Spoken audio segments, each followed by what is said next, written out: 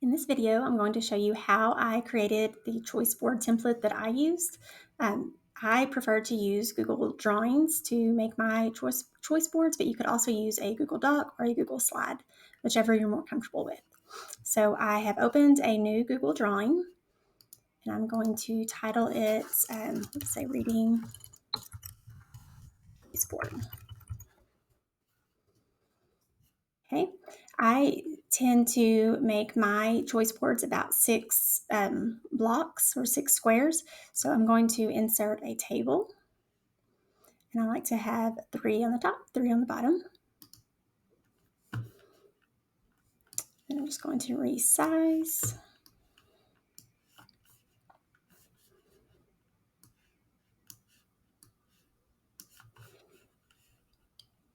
Okay, so that looks pretty good for right now.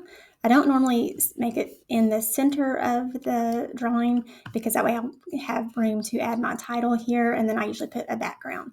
Notice you have the gray and white squares or checks boxes in the back. That means that this is going to be a transparent image unless you add a background. So once I have my table inserted, then I like to use word art.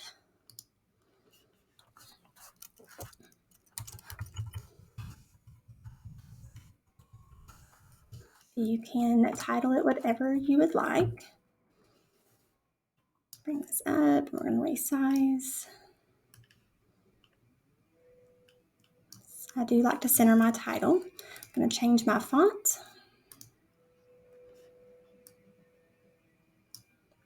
And let's see, we'll change, for right now, I'll just choose some random colors. And then depending on what background I choose, I may need to go back and adjust the colors. Let's say we'll use this, and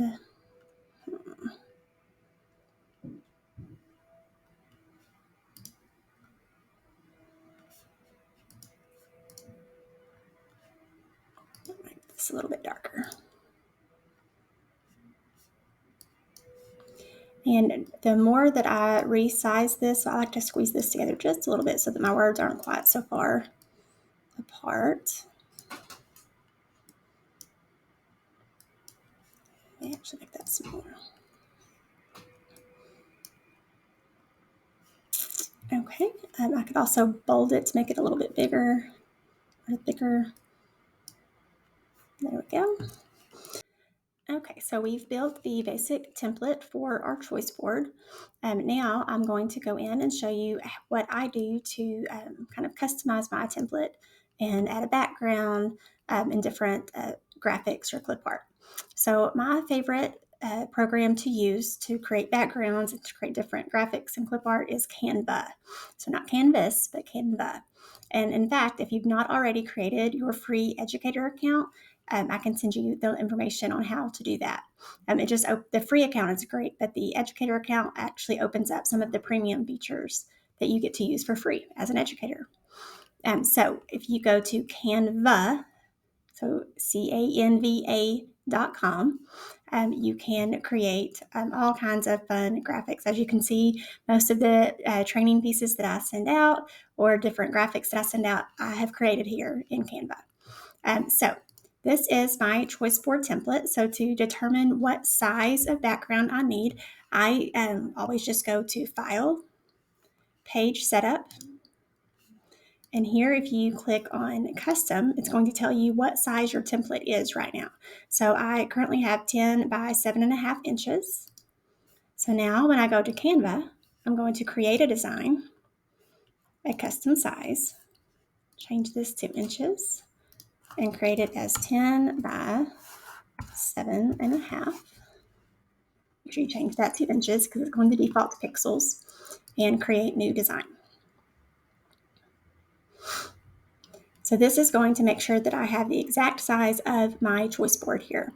Now you'll see over to the left, there are tons and tons of templates that you can search through and use that are already in Canva, ready to go, or you can just choose to create your own. So since I'm just looking for a background, I'm going to go over to Elements. Here, I'm just going to type in, this is my reading choice board, so we can type in books.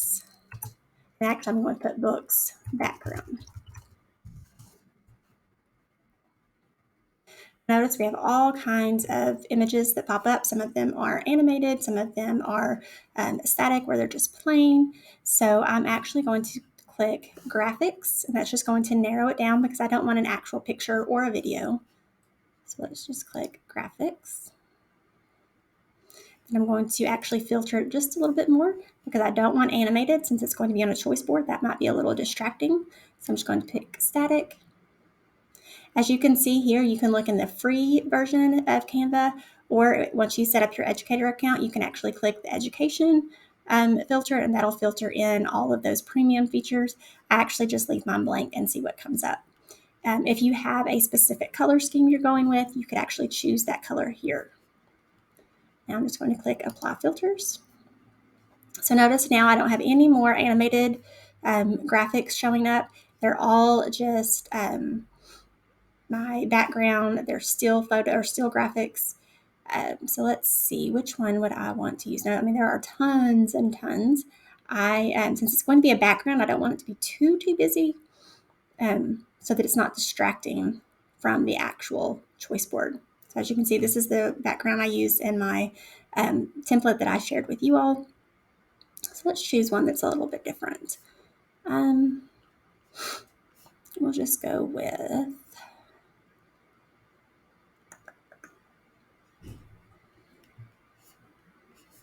I just got this one.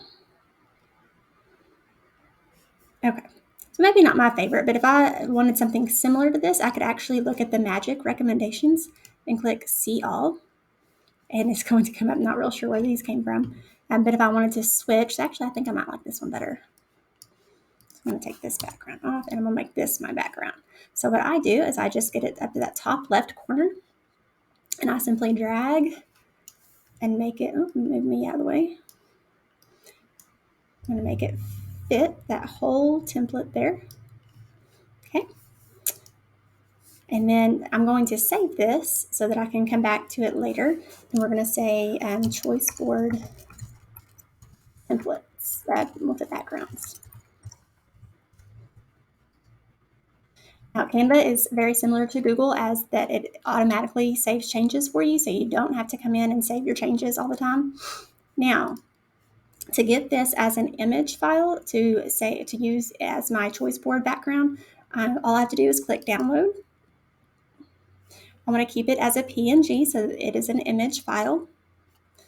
If you created the graphic but you wanted the background to be clear so that you're transparent, so that you did not have that white box or white square, you could choose transparent background. Obviously, I don't want to do that now because that would take the books away. So we're going to click download. There we go. So I could either continue editing or I could go back to my home page here. We'll just click continue. Notice it downloaded my PNG file here. So I'm going to go back to my choice board file. From here, I'm just going to click insert, and you can do image there. You could also do the quick little shortcut here and do insert image, upload from computer. Just a minute. So there's my image. Double click. Okay, so notice it came to the front of my choice board.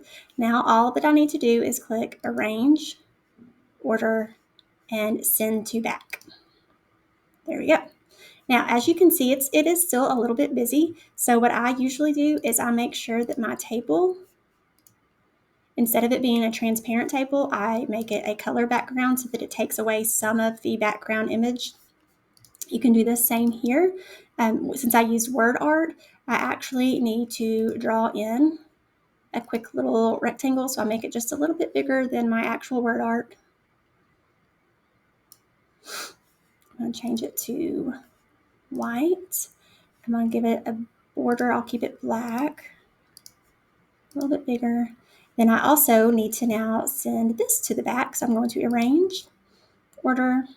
I don't want to send it all the way to the back because that's going to put it behind my border or behind my background. So I'm just going to click send backward. So it'll bring my words up to the front. Okay.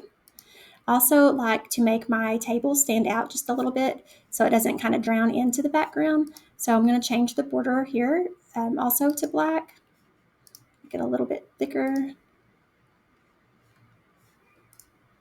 There we go. So that is how I put my backgrounds in my choice boards. Now, as I get going, once I have my activities created and I decide what I want to title them, I will create my little titles just like I did this, the title of my actual choice board.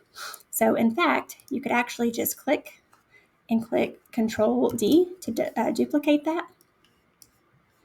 Bring it down. Obviously, we're going to have to resize that and make it smaller to fit in this square. If you double click on your word art, you can then edit the words. So we'll say this is going to be word work.